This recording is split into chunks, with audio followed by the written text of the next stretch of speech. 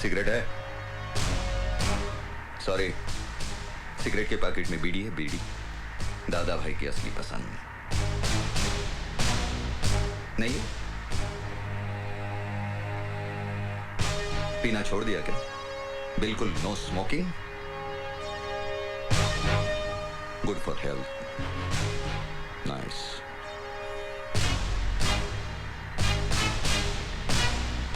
बकबक करना भी छोड़ दिया क्या? हैं? अरे भैया हथौड़ा, यूं चुप रहने से कोनो फायदा नहीं होवत। अब जहां जा रहे हो ना, वहां ऐसा आदर सत्कार किया जाता है कि गूंगे भी गजल ठुमरी गाना शुरू कर देते हैं। हम हैं बनारस के भैया उमरे आ। चम्मच खड़ा करो क्या? चम्मच। वो फुर फुर करके चाय पीना भी छोड़ दिया। यार ये छोड़ने के मामले में बड़े माहिर हो तुम। आज ये छोड़ दिया, इसके पहले बीवी बच्ची को छोड़ दिया, उसके पहले तो हद कर दी। अपनी ड्यूटी, अपना फर्ज, अपनी वफादारी छोड़कर सीधे गद्दार बन गए। गद्दार नहीं हूं मैं, नहीं हूं मैं गद्दार। असलियत जानना चाहते हो तो अपने खून के उबाल को रोको अफसरों। ये कोई नौटंकी नहीं है, ये हकीकत है, हकीकत।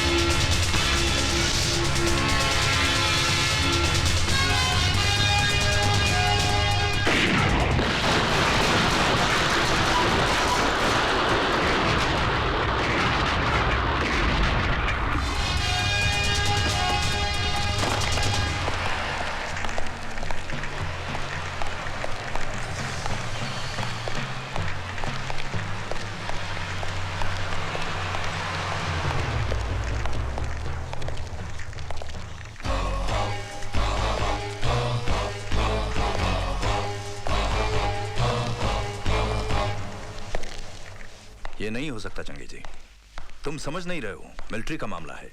आज तक हमने तुम्हारे हर मामले को सुलझाया, चाहे वो इलेक्शन का हो या फिर गंदी राजनीति में किसी को खत्म करने का।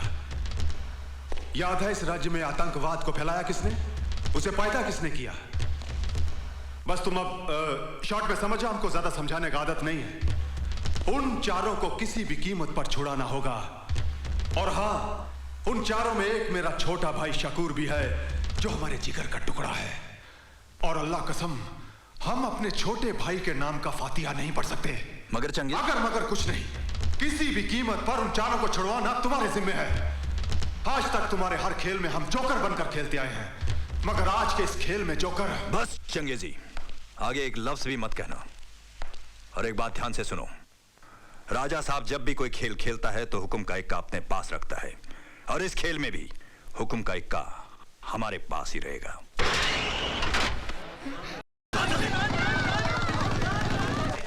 आतंकवादी द्वारा मंत्री की बेटी का अपहरण, आज की ताजा खबर, आज की ताजा खबर। आतंकवादी दिन दहाड़े मंत्री की बेटी को उठाकर ले गए, आज की ताजा खबर, आज की ताजा खबर।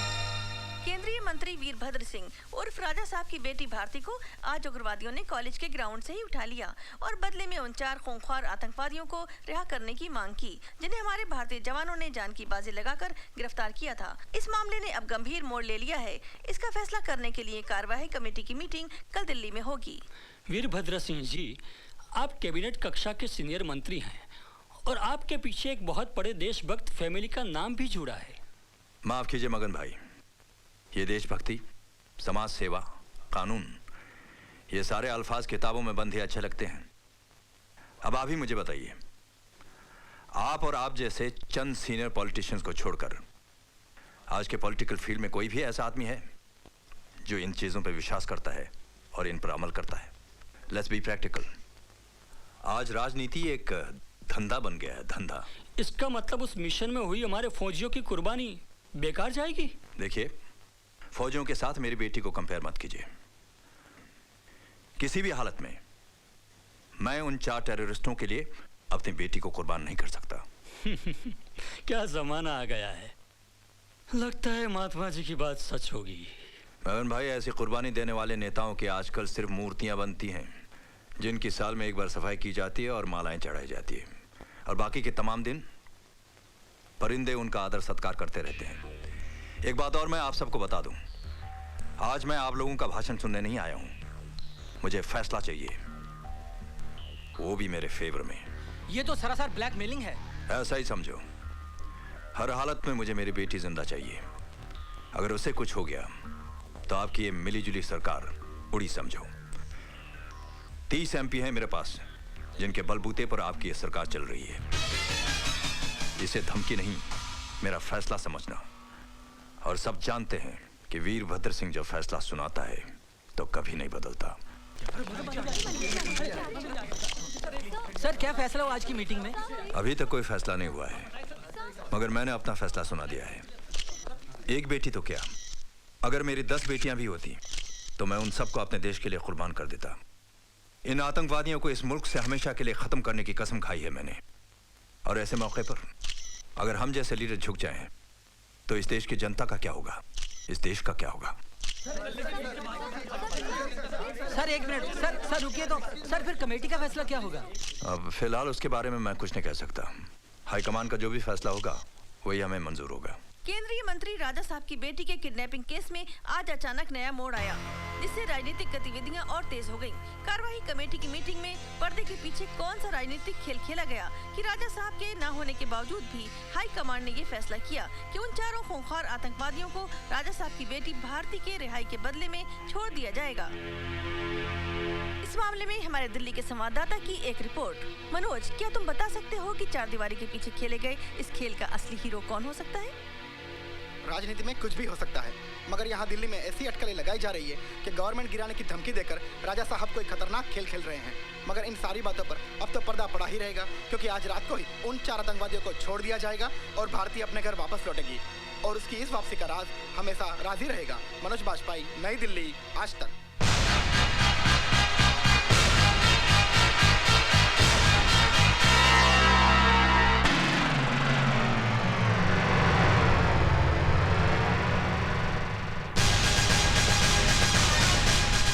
रुकिए, कहाँ जा रहे हैं आप? मंत्री अंदर है। मैं उनके घर गया था तो पता चला कि वो यहाँ पर है। साहब की जब तबीयत खराब होती है तब वो इस फार्म हाउस में आराम करने आते हैं, उनसे यहाँ कोई नहीं मिल सकता। कोई मिले या ना मिले, आज मैं तुम्हारे साहब से मिलकर ही जाऊंगा। आप किसी भी कीमत पर अंदर नहीं जा सकते।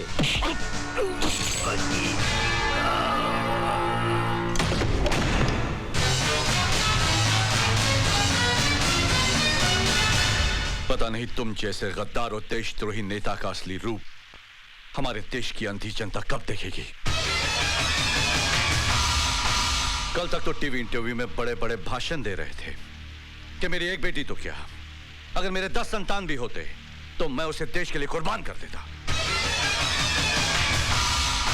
और एक ही दिन में सब कुछ बदल दिया, करवा दी उन 4 कमीनों की रिहाई अपनी बेटी की जान के बदले में। अरे शर्म आती है मुझे तुम जैसे गंदे नेता को देखकर। मेजर, तुम अपने हद से आगे बढ़ते जा रहे हो। जब एक फौजी की खोपड़ी गर्म हो जाती है तो अपनी हद ही क्या, दुश्मन की सरहद भी पार कर जाता है। जानते हो उन कमीनों ने कितने हिंदुस्तानियों का खात्मा किया, कितनी औरतों का सुहाग उजाड़ा, कितने मासूम बच्चों को यतीम किया। उन्हें पकड़ने के लिए हमारे कितने जाबाज जवान शहीद हुए, और तुमने एक लड़की तुम्हारी बेटी की खातिर उन 4 आतंकवादियों को छुड़वा दिया। राजा साहब, सरकारी कुर्सी बाप की मोहब्बत निभाने के लिए नहीं, देश की रक्षा के लिए दी जाती है। सच कह रहे हैं आप, बिल्कुल सच। भारती, तुम? हाँ, आज मैं भी अपने बाप का असली रूप देखने यहाँ चली आई हूँ, और पता चला कि बीमारी के बहाने आप यहाँ कौन सा आराम फरमा रहे हैं। भारती, तुम भी इन वर्दी वालों की बातों में आ गई। आप इस देश की जनता की आंखों में धूल झोंककर उन पर राज कर सकते हैं पापा, मगर अब अपनी बेटी की आंखों में धूल झोंककर उसके दिल पर बाप बनकर राज नहीं कर सकते। मुझे शर्म आती है आपको बाप कहते हुए भी। जिसके बाप ने आजादी की जंग में अंग्रेजों की गोलियां अपने सीने पर खाकर इस देश को आजादी दिलवाई थी, और आज उसी का बेटा आतंकवादियों से गले मिलकर अपने ही देश को लूट रहा है। भारती, बंद करो ये बकवास। ये बकवास नहीं, हकीकत है। आज मुझे ये भी मालूम हो गया है कि उन 4 को छुड़वाने के लिए आप ही ने मेरे अपहरण का नाटक रचा था, और फिर बाद में आप ही ने सरकार को गिराने की धमकी देकर सरकार को दबाव में लाकर उन 4 को छुड़वा दिया। देश का प्रधानमंत्री बनने की लालच ने आपको इतना गिरा दिया है कि आपने अपनी खुद की बेटी का भी इस गंदी राजनीति में इस्तेमाल किया। बस करो बेटी। मत कहिए मुझे बेटी, आज से मैंने वो सारे रिश्ते तोड़ दिए हैं जो हमारे बीच थे। अब मैं आपको सारी दुनिया के सामने बेनकाब कर दूंगी और देशवासियों से चिल्ला चिल्ला के कहूंगी कि देखिए इस आदमी की असलियत। जिसे तुम प्रधानमंत्री बनाना चाहते हो वो आदमी कितना कमीना है। अरे जो अपनी बेटी को बेच सकता है वो एक दिन कुर्सी के लिए अपनी माँ को, अपने वतन को भी बेच देगा। बदतमीज।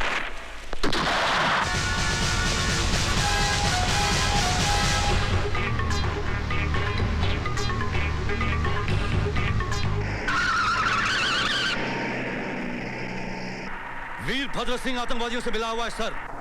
What? That's not possible. उसने अपनी बेटी को भी मार दिया सर, अपनी असलियत छुपाने के लिए। जी हाँ, वो इस वक्त मेरे कब्जे में, मैं उसे हेडक्वार्टर ले आ रहा हूँ sir.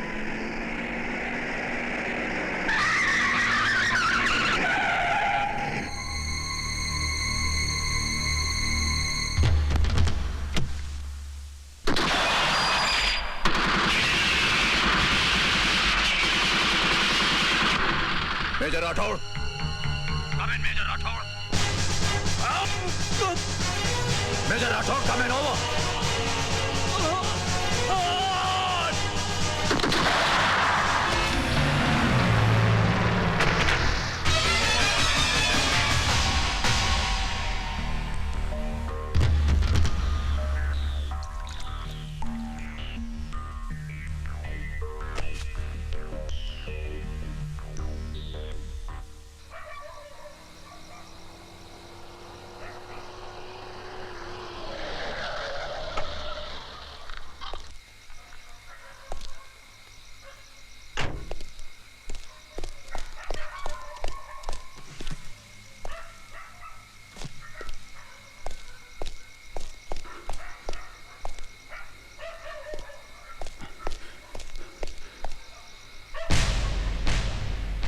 Major Rathore!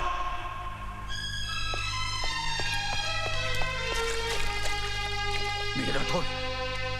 Major Rathore! Major Rathore!